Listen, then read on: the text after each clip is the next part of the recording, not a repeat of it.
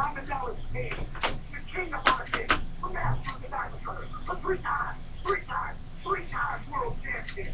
And you're listening to the American Adversaries Drive Time. And that's not a bad thing. That's a good thing. Back.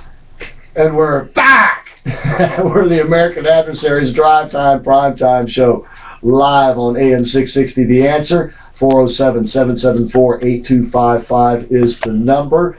And I'm Christopher Hart, along with Larry Adams. We have the chairman of the board, Mike McBath, in the studio this afternoon. Lucas Paris has us up on the Periscope, YouTube, and dial in our channel, American Adversaries TV. Well, that's an old phrase, isn't it? Dial it in. You remember those? Oh, I know. I know.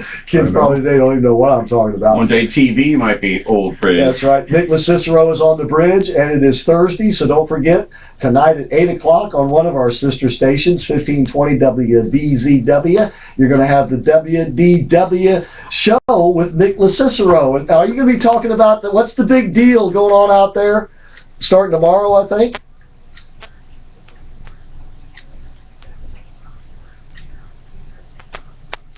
You're going to be there for 24 hours. Are you going to? What? You're going to do a marathon broadcast?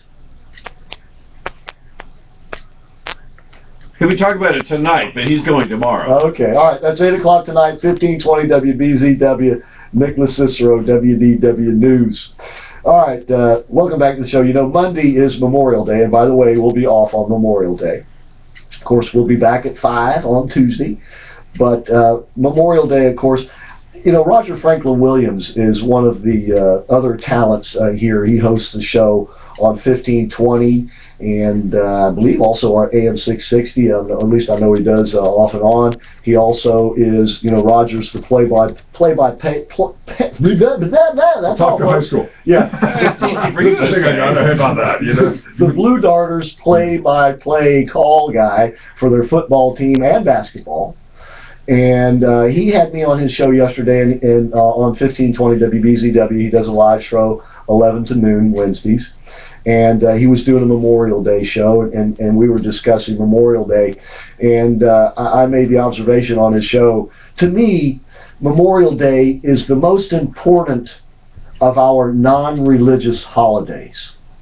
Now, somebody might say, well, wait a minute, what about the 4th of July? I mean, you know, we're celebrating the founding of our nation on the 4th of July. Well, without the blood that was shed of the men and women that we remember on Memorial Day, that their Declaration of Independence and the Constitution would be nothing but a bunch of flowery words on paper. It is blood that has backed it up. And Mike is going to tell us about a fella today who's a very special fella in a number of different ways. His name is Bob Kalsu, right? And I think if you look it up on Google, Bob Kalsu came in with me as a rookie with the Buffalo Bills, and this was during the height of the Vietnam War. This was back in 1968. He came in as a rookie. And where'd he come from? He was a captain of the team for the University of Oklahoma. You know, they obviously had a good year there. Bob was obviously he was a leader because he was captain of the team. What position did he play? And he was an offensive guard, and he comes to Buffalo. He's an 8th round draft choice, which means it's questionable whether you make the team. You got to make it on your merits.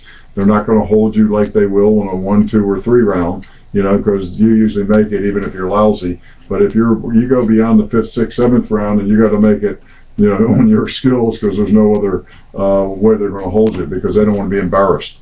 But this fella, you know, he comes in, the guy makes the team, then he goes to making the team, playing a little bit. By the end of the year, he's the starting guard. You know, this is his rookie year with the Buffalo Bills. An 8th round draft pick. An 8th round draft pick. And as a person, the guy he was my roommate. We actually lived on the Canadian side of the border. We would cross over from Buffalo into Canada, and there was a beach over there. I'm trying to remember the name of the beach, and we had rented a cabin there. And it was him and another guy named John Franz, who played at the University of California, Berkeley. You can imagine what he was like back in the 60s. Oh, yeah. You know, and the only problem we had was once in a while we had trouble getting over the bridge because you weren't allowed to cross the bridge if you were drunk. Oh,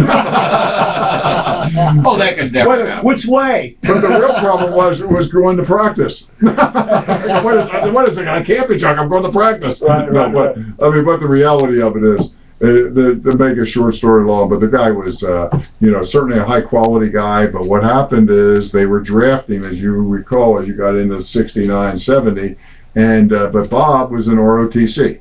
And he had been in ROTC during his college career and certainly was a big advocate of it and everything. And most of the players, were not pulled in because of one problem or another. Knee problem, asthma, you name it. In other words, they got waivers from the military. Yeah, right. And but Bob obviously didn't get a waiver, and he got called right away. And so right at the end of his rookie year, he got put into the service, and I think it was the Army. And unfortunately, I think it was within a couple months, he was out on one of those mountaintops in Vietnam, and they were overrun, and he was killed.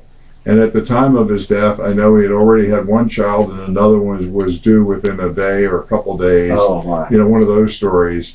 And, as I recall, the Bills have put him up on, they did this recently, they put him up on the Wall of Fame. The Bills have a Wall of Fame for their very best players. I'm on the Wall of Shame. It's better being on the wall of the post office like me. So, but anyway, Bob.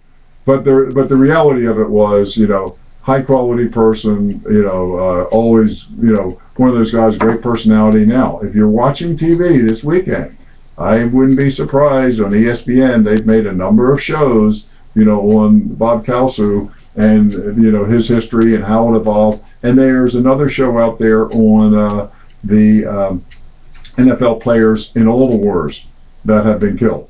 And, but, and it's certainly, I don't want to ever say a good story. It's a sad story, but it's one that fortunately his children grew up to be responsible. Isn't that amazing? Responsible citizens, and they didn't have a father, but they still grew up. I think one's a lawyer and the other one may be, but it's just a tribute to the wife, and but it is the whole story is pretty much a tear-jerking situation. Yeah, and he left it. It's sort of like the fellow who was with the Arizona Cardinals, and I can't think. Tillman. Yeah. Right. They left great careers. Now, in Bob's case, he was drafted. In Tillman's case, he volunteered. But they both went to serve their country, and unfortunately, both lost their lives in a foreign land. Well, it was unique. I was over in Russia back, I don't know, right before it broke open. And back then when I was buff, not like I am now, but I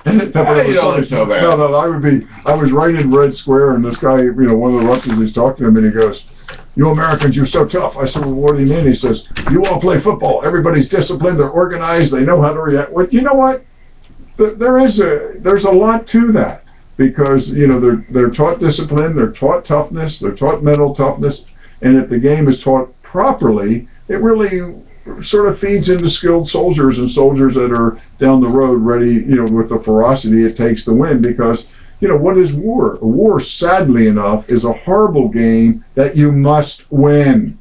And that's why liberals Mr. hate President, it. You don't get it. Yeah. You must win. And you can't. And all you're doing is getting more people killed than less by, backing off and being a marshmallow.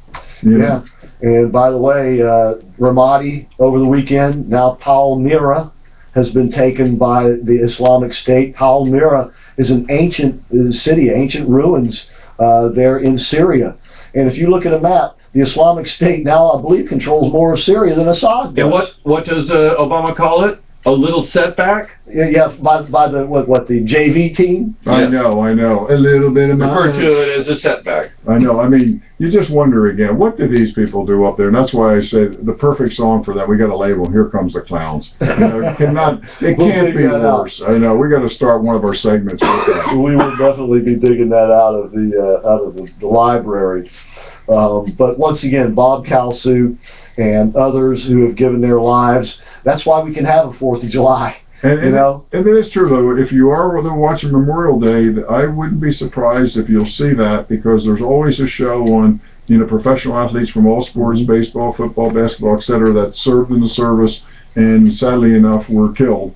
And there weren't many, though. Surprisingly, I thought there would be more, and there weren't many. Yeah. And but again, it's just such a tribute for all these people, what they've done for us. And when I see somebody stamp on the flag, I'd like to stamp on the guy's head and all the people that are supporting the person stamping on the flag. Yeah. Oh, that's right. Don't hit him with a water gun. Don't do this. Don't hit him with a balloon. Yeah. Oh, please, grow up, buddy. Yeah, you got that right. So please, Monday, do remember our fallen men and women who have given their lives so that we can, you know, have our barbecues on Memorial Day, and that we can celebrate the 4th of July, that we can live in a country as free and as great as this one is, even when you got buffoons running it. I'm trying to jog my memory. Didn't the president call off, I'm serious about this, prayer day? He did, didn't he? A couple of years ago? I know he's blown it off. We Yeah, still I know he celebrate blew it off. They have it, but he hasn't necessarily shown up. Yeah. Oh. No, yeah. Especially after Carson. Or when he does, he shows up only to lecture us. Well, especially when Carson went in there and lectured to him. Does he wear a burqa when he shows up? Or what's he wearing? Don't tell him what he has on under that big Oh, fat I suit. know. And I don't know if I want to know. Probably a skirt. Yeah, he wears a skirt, she wears the pants. Yeah. Ooh, did I say that? Yeah. All right, when we come back, we got something we're going to ask for some audience participation in. So you don't want to miss that. And then we got a whole lot more to talk about. We need to talk about some football, you know, because some big things We have can happened jump at right the into NFL that. That's meetings. exactly right. All right, so don't go away, folks. We'll be right back with more of the American Adversaries Drive Time Prime Time Show.